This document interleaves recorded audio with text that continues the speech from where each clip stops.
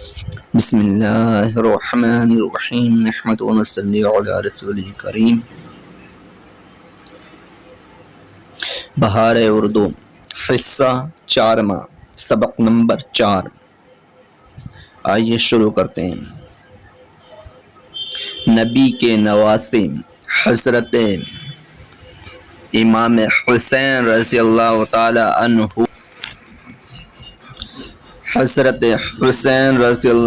عنہ کی ولادت مدینہ منورہ میں 34 سال ہجری میں ہوئی۔ آپ کے پیدا ہوتے ہی حضرت صلی اللہ علیہ وسلم نے دائیں کان میں اذان اور بائیں کان میں اقامت کہی۔ آپ کی کنیت ابو عبداللہ اور لقب سید ہے۔ حضور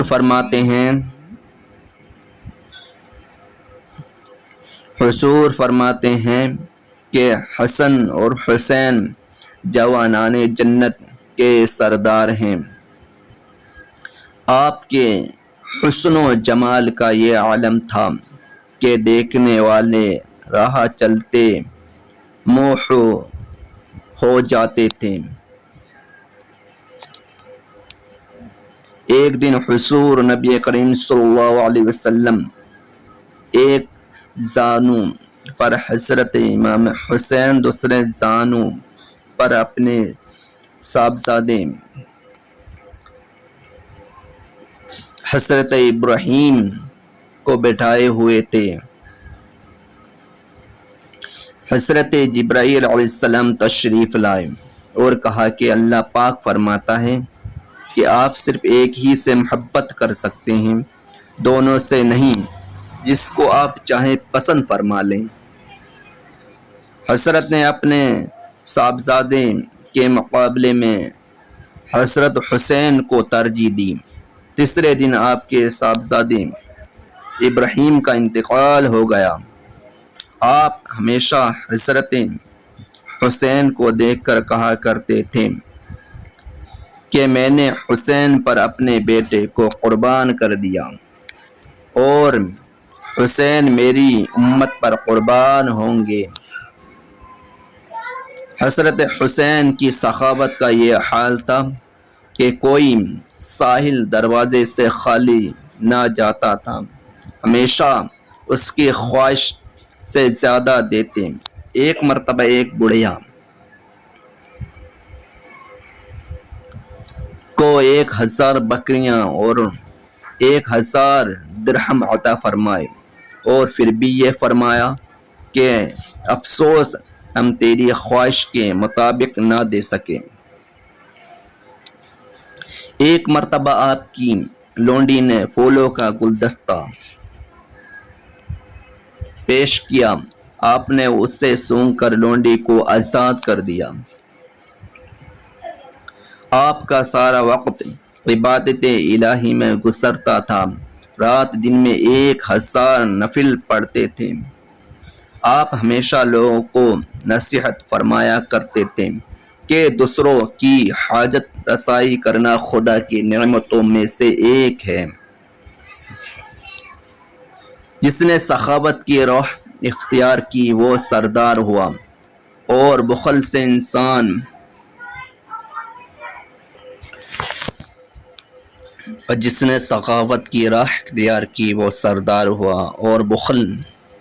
سے انسان ذلیل ہوتا ہے۔ آپ میدان کربلا میں 10 محرم 61 ہجری کو خدا کی راہ میں پیاسے شہید ہوئے اور امام الشہداء کہلائے۔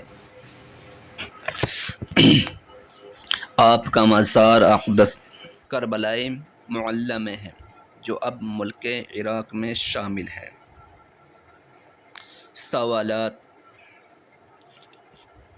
امام حسین کس کے صاحبزادے تھے؟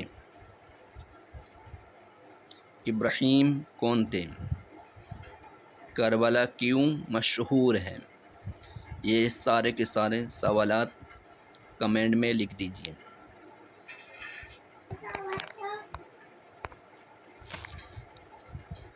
سبق نمبر 5 نعت شریف۔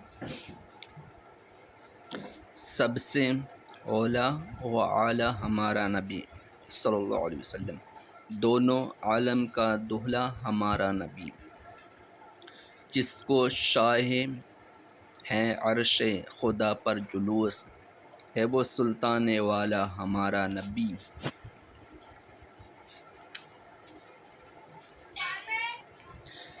جس کے تلووں کا دھون ہے آب حیات، ہے وہ جان مسیحا ہمارا نبی، خلق سے اولیاء، اولیاء سے رسول، اور رسولوں سے اعلیٰ ہمارا نبی، جس کی 2 بوندیں ہیں کوثر و سلسبیل، ہے وہ رحمت کا دریا ہمارا نبی،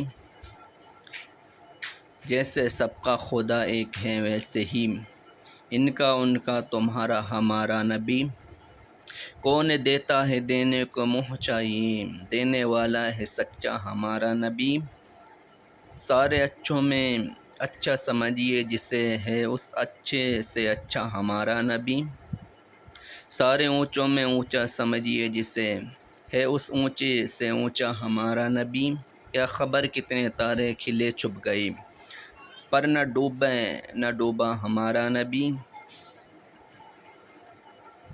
غم زدوں کو رضا مژدہ دیجئے کہ ہے بے کسوں کا سہارا ہمارا نبی۔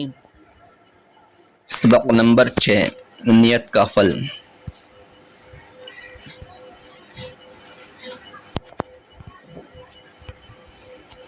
حضرت سلطان محمود غزنوی علیہ رحمہ بہت مشہور بادشاہ گزرے ہیں۔ ایک مرتبہ آپ سیر کرتے ہوئے ایک ایسے دیہات میں جا پہنچے جہاں گنے بہت زیادہ بوئے جاتے تھے۔ آپ نے اب تک گنا دیکھا نہیں تھا۔ جب آپ نے گنا چوسا تو بہت پسند آیا۔ آپ نے اپنے دل میں سوچا کہ گنے کی پیداوار پر بھی لگان مقرر کروں گا تاکہ ہر سال ہمارے شاہی خزانے کو ایک نئی آمدنی حاصل ہوتی رہے۔ اتنا سوچنا تھا کہ اب جو گنا آپ چوستے ہیں اس میں رس ہی نہیں۔ آپ نے کسانوں سے کہا کہ لوگوں کیا بات ہے کہ اچانک گنوں سے رس ہی ختم ہو گئے۔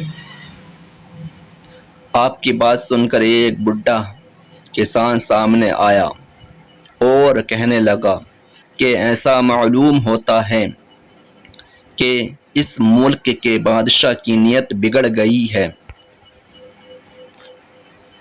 اس نے اپنی سلطنت میں کوئی ایسا قانون جاری کرنا چاہا ہے جس سے رعایا کو تکلیف ہو۔ بس یہی وجہ ہے کہ گنے کے رس خشک ہو گئے۔ بادشاہ تو خود آپ ہی تھے اور آپ ہی نے گنے کی پیداوار پر لگان مقرر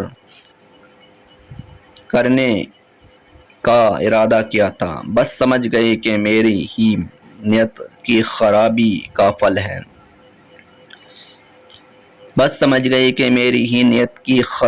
پھل ہے۔ آپ نے فوراً دل میں توبہ کی اور ٹھان لیا کہ میں ہرگز لگان مقرر نہیں کروں گا۔ توبہ کرنا تھا کہ اب جو گنا چوستے ہیں وہ رس سے بھرا ہوا ملتا ہے۔ بچوں، ملک کا سب سے بڑا حاکم بادشاہ ہوا کرتا ہے۔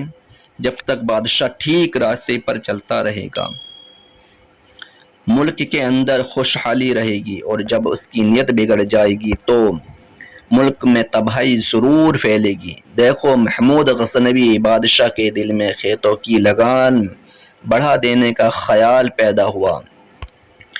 گنوں کے رس کی برکت ختم ہو گئی، اور جب بادشاہ نے توبہ کر لی، اپنی نیت ٹھیک کر لی، تو اللہ تعالیٰ نے گنوں کو رسیلا بنا دیا۔